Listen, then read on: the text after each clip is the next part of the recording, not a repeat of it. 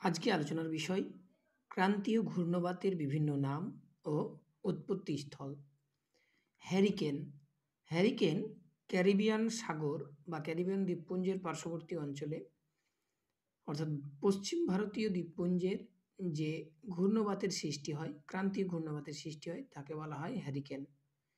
চীন সাগরে বা দক্ষিণ চীন সাগরে যে ঘূর্ণবাতের উৎপত্তি হয় বা সৃষ্টি হয় সেটি টাইফুন নামে পরিচিত। জাপান সাগরে ক্রান্তীয় ঘূর্ণবাতের সৃষ্টি হলে তাকে বলা হয় টাইফু। উত্তর ভারত মহাসাগর অর্থাৎ ফিলিপাইন্স দ্বীপপুঞ্জে এটিকে বলা হয় ব্যাগুই। এবং উইলি উইলিজ এটি হচ্ছে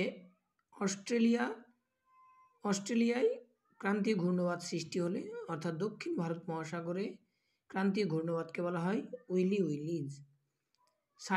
সাইক্লোনটা হচ্ছে বঙ্গোপসাগর, আরব সাগর এবং উত্তর ভারত মহাসাগরে ক্রান্তীয় ঘূর্ণবাতকে বলা হয় সাইক্লোন।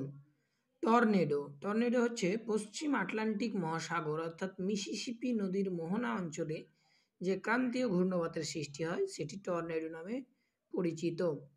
এছাড়াও প্যাপাগোলস উত্তর পূর্ব প্রশান্ত মহাসাগরে যে ঘূর্ণবাতের সৃষ্টি হয় সেটা হচ্ছে প্যাপাগোলস।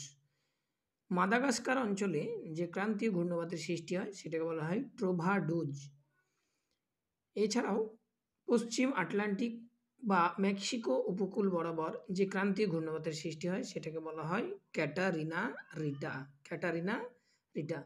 তো এগুলো খুব গুরুত্বপূর্ণ। বিভিন্ন অঞ্চলে ক্রান্তীয় ঘূর্ণবাতের নাম বিভিন্ন পরীক্ষায় আসে।